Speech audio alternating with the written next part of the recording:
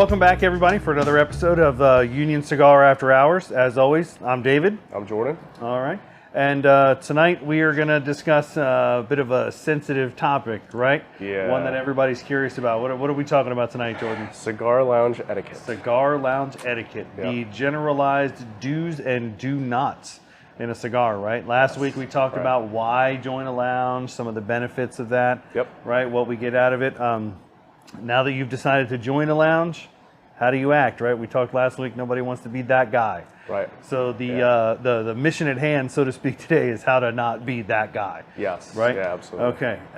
But before we get into that, again, the main focus of all these episodes is the cigar review, right? Yep. So tonight we are smoking the DBL Amarillo. DBL stands for Dominican Big Leaguer. Yep. These are by Francisco Almonte, who is just a rock star in the boutique cigar blend arena, right? I mean, this is one of our favorites in the lounge. I mean, we sell so many of these.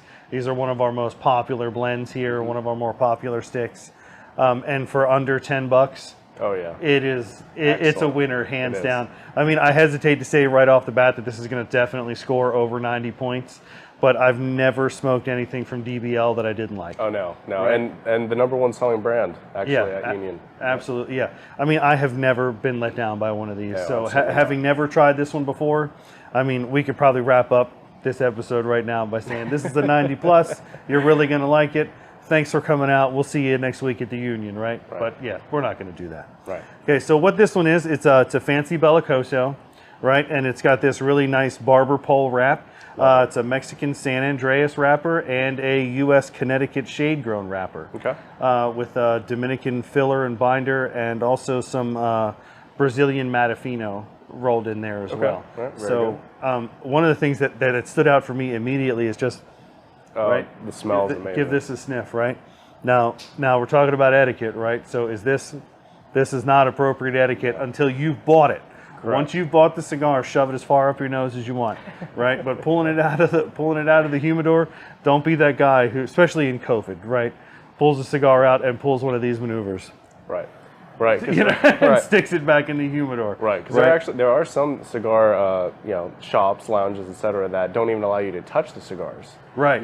It's certainly not preferred, right? But if it's something you think you're going to smoke, then it's okay, right? But just don't.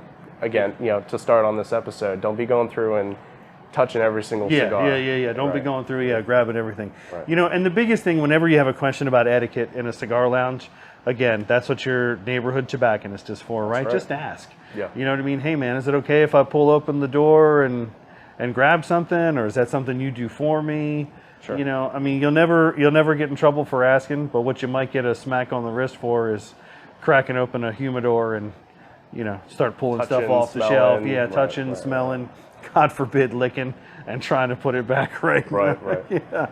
So what are you smelling in the cigar? Man, I'm telling you what, this cigar smells great to me. When I first, that smells like Christmas cookies to me. It's like gingerbread. That's a good. That's definitely a good one. baking spice. I mean, I'm excited. This is not an infused cigar. Nope. No, but it definitely has a deeper, richer aroma to it than just your regular long filler tobacco. Yes, agreed. So I'm really excited, man. So let's do it. Let's put some smoke in the air. See what this is all about.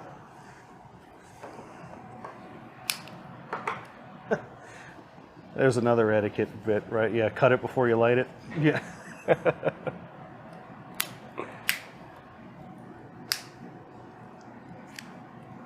All right, let's give this a little chop here. Get the old fishtail. That's why I love this V cut, man. I feel like I get a better profile of the flavor off of it than the straight circle cut. And consistent cut every time. Yeah, absolutely.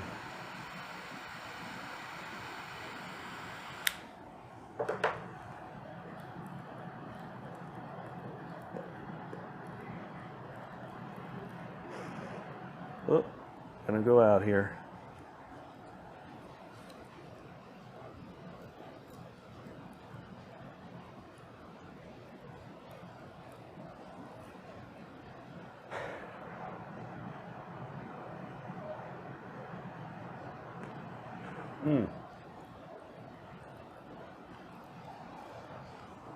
Man, right off the bat, that tastes pretty good.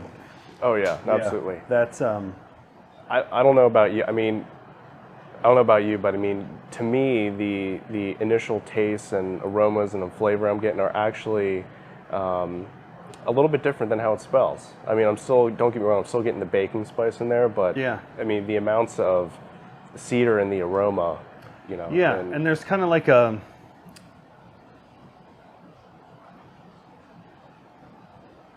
it's almost kind of nutty. Sure. Yeah, I can yeah. see It's that. like I said in the beginning, it's like Christmas cookies. It's almost like, you know, like a walnut cookie. It's really enjoyable. I'm already, like I said in previous episodes, it's not that often for me that right from that immediate first light up that I know I'm going to really enjoy it. Right. But this is something I'm definitely looking forward to getting into. All right, so cigar lounge etiquette, right? Yes. I got my handy dandy phone here. I asked a couple of our regular customers here what they thought, some etiquette notes that we could talk about, and I asked some of our tobacconists here, you know, what are some of the things that just absolutely drive you crazy, right? And so while I'm opening this up, why don't you dig into a little bit? What's one thing that just drives you nuts when you see somebody doing it in a cigar lounge? So for me, it's just probably my biggest thing are for those who show up to a lounge or to a shop or, you know, whatever, that especially a small brick and mortar that has an excellent cigar selection like Union Cigar Club, that they bring their own cigars. That is a big no-no. Yeah. Yes. You know, especially, you know, small business, you know, here in Gettysburg, you know, with excellent cigar selection, first of all, there's no reason to even bring your own. And you know, and second, you know, that's just kind of rude. Yeah. You know, and I mean, and the Union, most places, what do they call it? A stick to sit, right? That's kind of the regular mantra, right? It's, you know, just generalized etiquette is a stick to sit. There are many times I've come down to, you know, we've come down and we do bring our own cigars, right? I've picked up something while I was traveling somewhere. You've done the same thing where it's, you know, hey, Jordan, check this out, man. I grabbed a couple of these. I really enjoy. Why don't you give it a shot, right? Right. But I can honestly say I don't think there's ever been a time where I've come down to the Union and not bought at least one cigar while I'm here. Oh, yeah. No, for sure. Right. Some cigar lounges actually have a rule about that you cannot bring your own. The Union does not have that rule. Like we said, it's just kind of a generalized good form, so to speak, right? Yeah, it's kind of a good way of looking at it. Now, you can buy it. Now, if they are cigars that were purchased. Oh, at yeah, that lounge, absolutely. Right? And you just have them in your Herfador or whatever, and you know, you just, you know, you want to bring them back to the shop, that is acceptable, right? So they can obviously be brought back, but... Yeah, or the cigars that you store in your locker here. Right, if you have a membership. Yeah, you know, I've got a humidor upstairs in our general's lounge, patiently waiting for that construction project to be done. Right. But, you know, the humidor is here, it's being seasoned.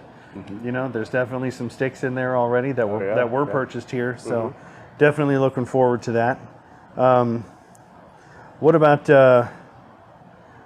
Let's do this. We're both enjoying a libation here, so to speak, right? Yeah. I'm enjoying Old Forester's bourbon. Yep. Right. That's a good one. Yep. Yeah, it's really good. I'm enjoying it. Pairs well. The caramel notes in that are pairing great with this cigar. Sure. Yeah. Right. So, what are you drinking? I actually have a Lagavulin 16-year Scotch. You know, very full-bodied, very smooth. And I, in my opinion, lends itself well to, you know, most cigars you're going to find here at the shop. So, awesome. Yeah. So that begs the question: is it okay to drink in your cigar lounge? Right. Right. Yeah. And obviously, it is here at Union Cigar. Yep. Right. You know, if you're bringing in a beer, you know, it's something you want to have in a koozie. You know, not trying to, you know, look like a frat house, right? Right. So to have it in a koozie or, you know, some kind of cover on it, that sort of thing. Yeah, absolutely. And they are BYOB here. They are. Right. Yeah. We do not have a liquor license. We don't sell alcohol here. Correct. But like we talked about the Gary Owen pub and the Gettysburger across the street in the last episode, those guys do do allow you to carry drinks out. Yep, blue and gray. Yeah, and the blue and the gray, you can bring them here. Obviously, you want to drink with a modicum of responsibility. Absolutely. Right? Nobody wants to show up at the lounge and have some half asleep drunk in the back, taking up space on a chair, right? And of course, you don't live here, right? Sure. So you're going to be driving home eventually, right? Right. Always drink responsibly. Remember that. Absolutely. As a paramedic, I encourage you to drink responsibly. There you go.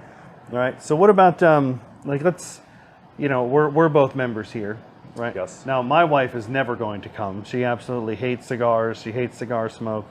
This is not a boys' club though, is True. it? Oh, So no, right. there are women here all the time. Guys bring their wives and girlfriends, right? Yeah, there are even regulars here who are women.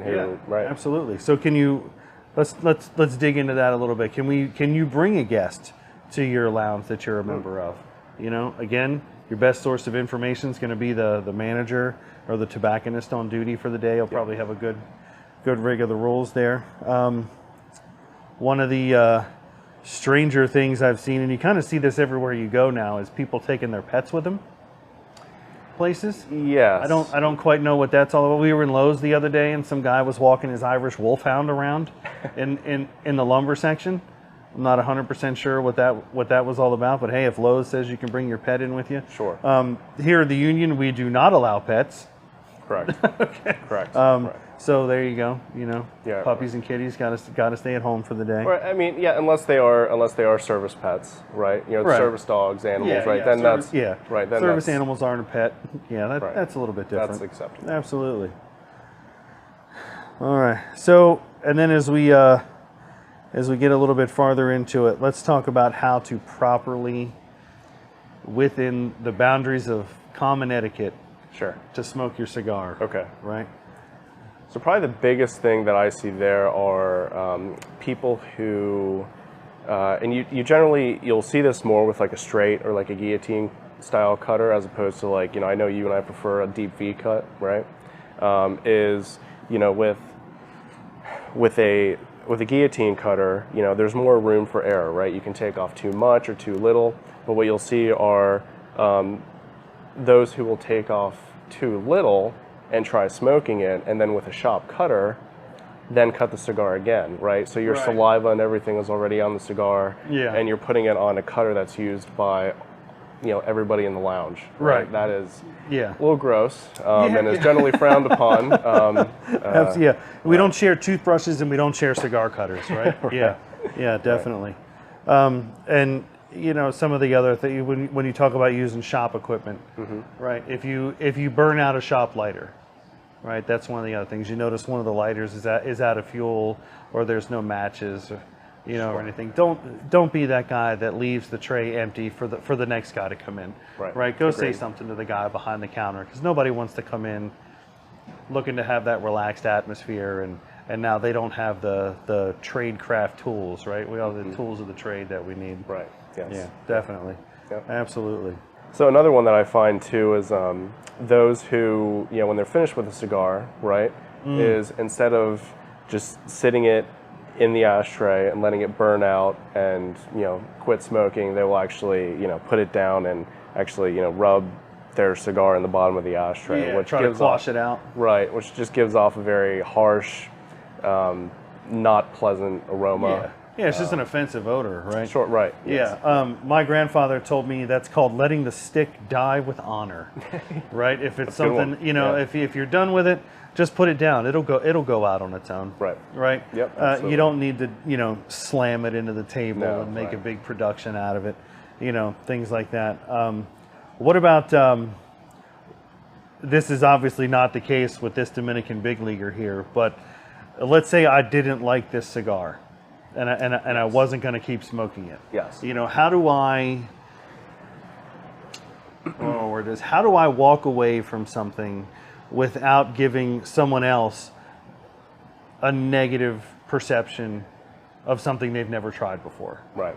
You know what I mean? Yes. So that's an easy one, right? So that's just peel the wrapper off, right? Whether you just lit it, you don't care for it, or you're a third or a 2/3 of the way in, take the wrapper off, sit it in the ashtray, right, and then just walk away from the cigar. Even if you have some negative comments or review on it. So then that way, that's not fair to the owner, and that's also not fair to the other people sitting in the lounge, right? Yeah. Because if by you giving that negative feedback on the cigar, then the other folks in the lounge are likely not to go back and purchase one. Right. Right. Yeah. And who knows? I mean, everyone's palate being different. They could actually end up liking the cigar. So we got about an inch into these fancy Bellicosos here. What are you thinking? I absolutely love this cigar. I got to say it's very smooth. I'd say about a medium. Excellent draw. With a deep V cut. And the full-bodied, I love all the flavors. Like you described that as the Christmas cookie, and I love it. Yeah, definitely. I would agree. It's I'm usually more into the heavier, full-bodied type stuff. Yep. But this is for something that's not in my normal wheelhouse, so to speak. This is great. You know what I mean? I particularly like the flavor transitions with the barber pole wrapper. That San Andreas and the Connecticut shade, they kind of play against each other with that Matafino Brazilian filler in there. It's it still tastes like Christmas cookies, man. Yeah. It's got a really great aroma and a good flavor to it. Yes. I'm looking forward to seeing what happens in the next third. Absolutely. Yeah. Yep. So I mean, your ash is a little bit longer. Yep. Right. So I'm kind of noticing you can actually see the barber pole pattern in the ash. Yeah. Yeah. Right. So So as Dave mentioned at the beginning, right, with this being a barber pole, there's Connecticut and Maduro wrapper in the cigar. So Connecticut being the lighter of the cigar, Maduro obviously being the darker.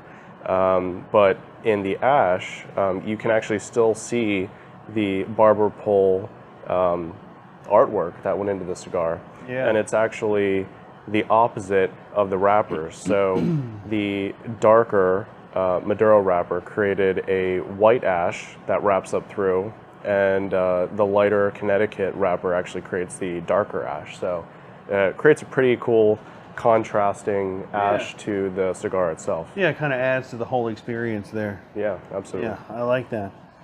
Right. So let's talk about some other things that I've seen in shops and in my travels, right? Okay. I mean, as much as I love coming to the Union, I'd be lying if I said this is the only place I've ever been to. Sure. Right?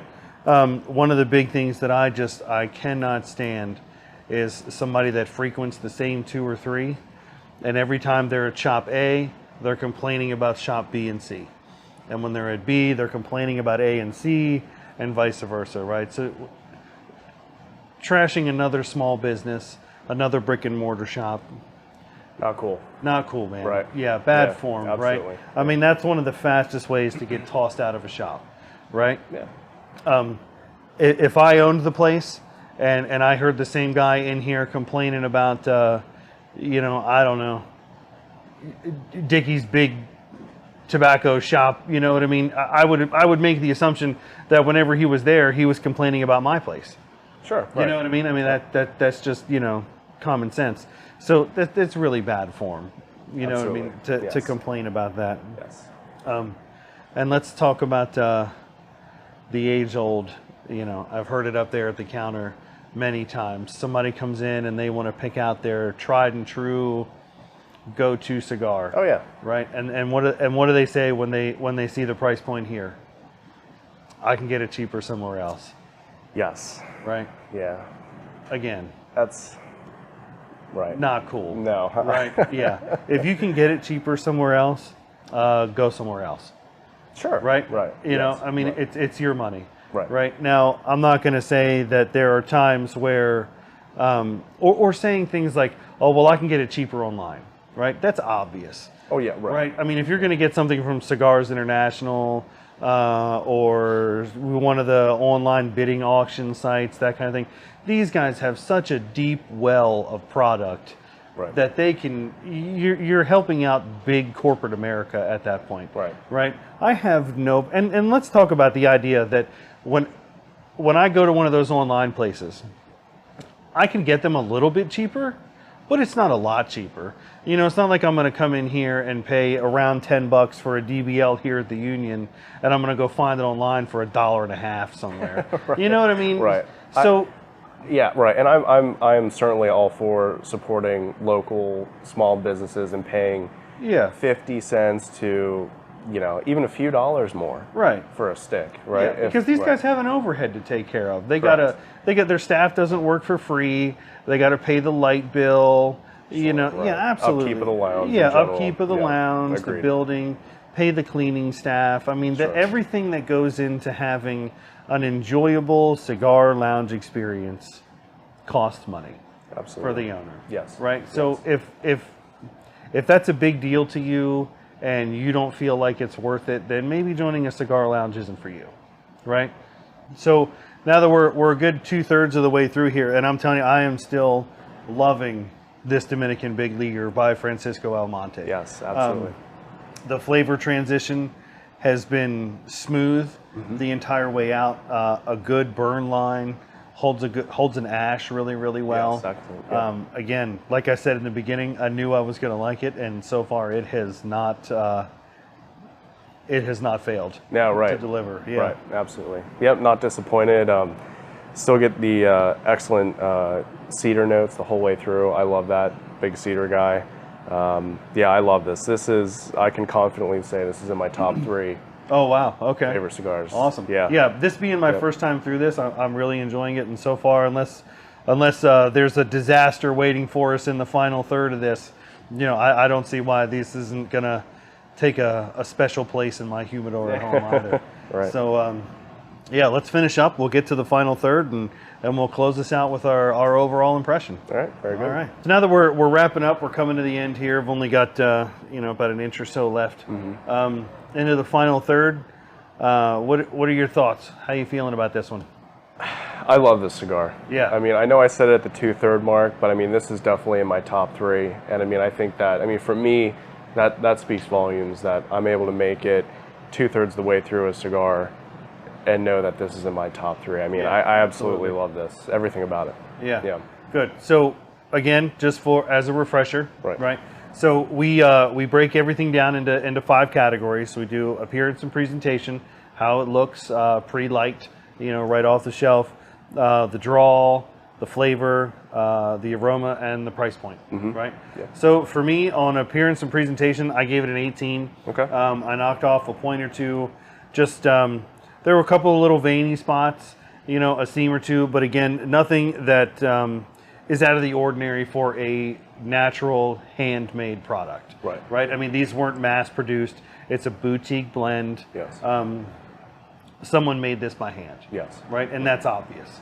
Right. If it was completely perfect, like when you open up a pack of Marlboros, they all look exactly the same because it was made on an assembly line. Yes. This was not. Lots of love and care went into this. Nana's mashed potatoes didn't exactly taste the same every single time, but they were great every single time. Sure. So I gave this one an 18. Okay. On appearance and presentation. I gave it a 19, and the extra point came from me, I think, just because of the, like you said, it's a handmade product. You know, the shape of the cigar, and just the fact that it's a barber pole. You know, there's a little bit more time and love and care that went into this, and you know. Yeah, 19 for me. Awesome. Yeah. Okay, good. Absolutely. And as far as the draw goes, this was a great even drawing cigar. Again, I didn't feel like I had to work for it very much. But you'll notice here we're getting a little bit of lift here, right? Which again is natural with a barber pole. There's 2 leaves here. They're kind of coming together. They don't exactly super glue these things together. No. From the time, you know what I mean? So I gave it an 18 on the draw. It was nice. It was even. Had a really good mouthfeel to it. It was not difficult to get a good full draw on it. So it's an 18 out of 20 for me. Okay. This one on the draw was a 17 out of 20 for me.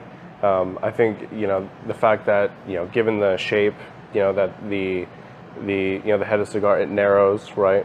So I'm one who always goes for a V cut right away, and I think this is a cigar that might lend itself more to a more traditional, just straight Yeah, cut. I was kind of thinking the same thing. That Bellicoso tip, sometimes when you get it a V cut, it's super narrow at the end, right? And you kind of get a little bit of that tongue bite, lip bite profile to it. So yeah, I would agree with that one. As far as the flavor goes, I'm giving this one full marks. This is a 20 out of 20. Yep, absolutely. And I hardly ever say that. I can almost always find a little bit of a fault, something that didn't quite line up. And even though, like I said in the beginning, this is not 100% in my wheelhouse, because it's new to me, maybe that's why I'm super excited about it. You know what I mean? When you try something new that you like, it's like, oh man, I can't wait to light up another one of these. So that's why it's a 20 out of 20 for me. Full marks in the flavor profile. Yep, absolutely. I don't disagree. Everything you just said. Awesome. And aroma, again, 20 out of 20 for me. You know, I can't say enough good things about Francisco Almonte's DBL here. The Dominican Big Leaguer, Fancy Bellicoso, smells awesome. Even before you lit it, like I said, that Christmas cookie, baking spice kind of thing reminded me of Nana's house around the holidays. You know what I mean? I felt like I was 9 years old again. You know, it was really good. Absolutely. Yep. And same for me too. Yep. 20 out of 20. Absolutely love the smell of this cigar. Yeah, it is excellent. And what about the price point? Price point, I mean, being $9, you know, being under that $10 mark for me, and just the fact that, the ratings have just been through the roof on this. For a $9 smoke, you can't beat that. Yeah. I mean, for under $10 to get something that, for me overall, I gave this a 96. Right, I'm giving it full marks on the price point. For being under a $10 smoke, you know, with a great flavor, great draw, solid construction. Yes, absolutely. I can't say enough about it, man. My first experience, first one of these out of the gate. I've loved every minute of this. I can't say enough about it. I mean, and you can't say enough about Mr. Almonte, right? I mean, he's been around forever. You know what I mean? He trained under some of the biggest names in the business before branching out on his own. He makes a really great baseball bat shaped Vitola. He does a lot of really great things. I'm really excited that they offer his line here. I'm definitely going to be coming back for more of these. So like I said, overall for me, this is a 96. I'd definitely be buying this again. This is definitely what I would consider hashtag box worthy. You know, to buy a box of these. Absolutely. Yeah, man, just I can't say enough about it. I loved it. Yeah, right. And my square head's up to a 96 as well. Again, definitely very box worthy, and I plan to do so here in the near future. Awesome. All right. Well, guys, thanks and gals, thanks for joining us again on another episode of the Union After Hours. Again, I'm Dave. I'm Jordan. All right, and we'll see you next time. Come on down and see us at the Union. All right, see you, everyone.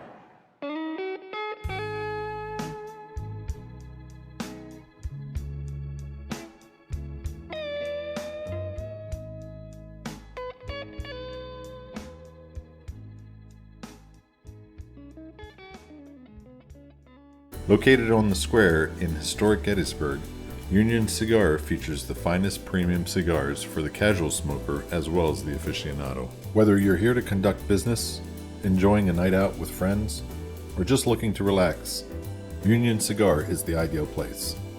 We offer a welcoming atmosphere in our lounge with soft leather sofas and chairs, a warming fireplace, and coffee bar. Union Cigar, an oasis for those seeking a unique experience.